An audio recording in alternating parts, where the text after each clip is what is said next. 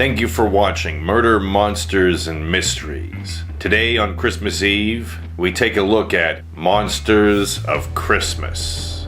Number 1, Krampus. If Santa serves as the carrot, then Krampus is the stick. Krampus is the anti-Santa and may look like a devil or like a wild alpine beast, all depending on what region we're in and what materials they have to make costumes from. Krampus Night is celebrated on December 5th, the eve of St. Nicholas Day in Austria and other parts of Europe. Public celebrations that night have many Krampuses walking the streets, looking for people to beat up.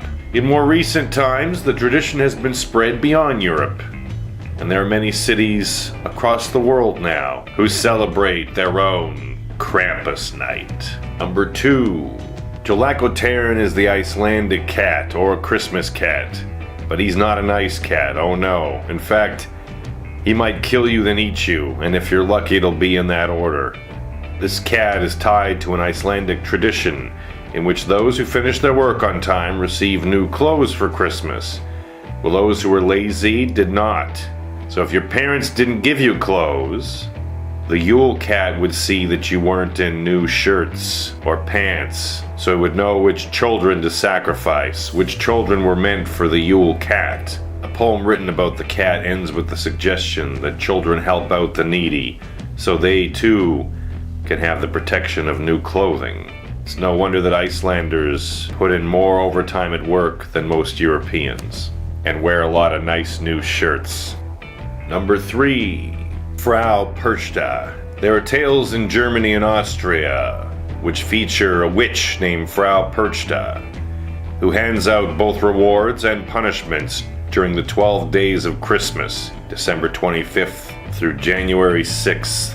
She is best known for her gruesome punishment of the sinful. She will rip out your internal organs and replace them with garbage. The ugly images of Perchta may show up on Christmas processions in Austria, somewhat like Krampus. Perchta's story is thought to have descended from a legendary alpine goddess of nature, who tends the forest most of the year and deals with humans only during Christmas.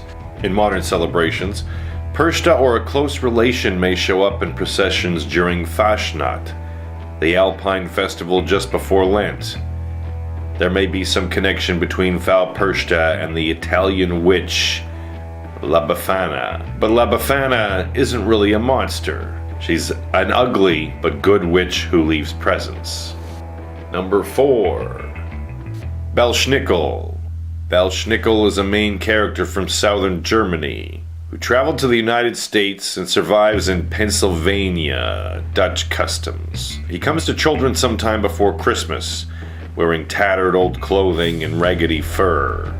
Belsnickel carries a switch to frighten children and candy to reward them for good behavior.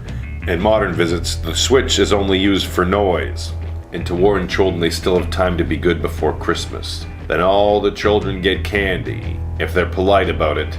The name Belsnickel is a portmanteau of the German Belsen, meaning to wallop. Net Ruprecht and Ru Klaus are similar characters from German folklore who dole out beatings to bad children, leaving St. Nicholas to reward good children with gifts. Number 5. Hans Trapp.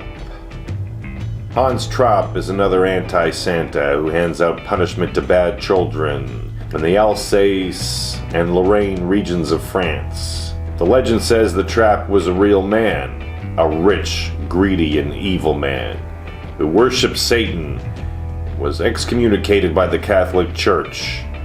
He was exiled into the forest where he preyed upon children. Disguised as a scarecrow with straw jutting out from his clothing, he was about to eat one boy he captured when he was struck by lightning and killed, a punishment from his own god. Still, he visits young children before Christmas, dressed as a scarecrow, to scare them into good behavior. Number 6. Pierre Fouettard. The French legend of Pierre Fouettard, whose name translates to Father Whipper, begins with an evil butcher who craved children to eat. He lured 3 boys into his butcher shop, where he killed, chopped, and salted them. St. Nicholas came to the rescue resurrected the boys and took custody of the butcher. The captive butcher became Pierre Foutard, St. Nicholas's servant, whose job it is to dispense punishments to bad children on St. Nicholas Day. Number 7. The Yule Lads.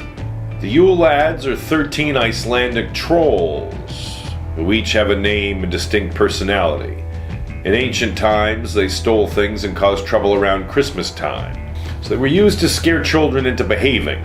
The 20th century brought tales of the benevolent Norwegian figure, Julenis, who brought gifts to good children. The traditions became mingled until the formerly devilish Jólasveir became kind enough to leave gifts in shoes that children leave out. If they're good boys and girls, that is. Number 8.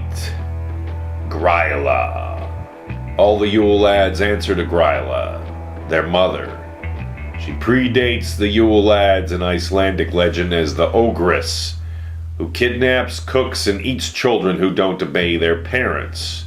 She only became associated with Christmas in the 17th century, when she was assigned to be the mother of the Yule Lads. According to legend, Gryla had 3 different husbands and 72 children, who caused trouble ranging from harmless mischief to murder. As if the household isn't crowded enough, the Yule Cat also lives with Gryla. This ogress is Queen Troublemaker. Number 9. Stragal. These shaggy horned beasts get their kicks by stealing from naughty children, and occasionally tearing them to pieces.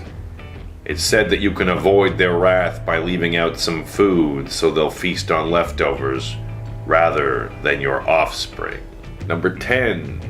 Mary Lwyd, also known as the Christmas zombie horse, or more plainly, the Grey Horse. Welsh revelers dress up as the creepy-ass pantomime by hoisting a horse skull upon a stick and covering its bearers with a white sheet. The wraith-like equine walks the dark streets with the costumed owner to bother neighbors for free grub and hooch. Traditionally, the horse knocks on a door and sings a song requesting entry. The homeowners refuse with a counter song, and they go back and forth until the homeowners eventually relent, though it's not entirely clear why. Perhaps it's just to end the creepiness and public embarrassment of being panhandled by a dead, singing horse. Number 11. Der Clown. Der Clown is a giant demonic clown with sharp fangs and a worm-like body. Der Clown has some manners and a capacity for joy. He wipes his mouth after eating children and loves riding on Krampus's sleigh.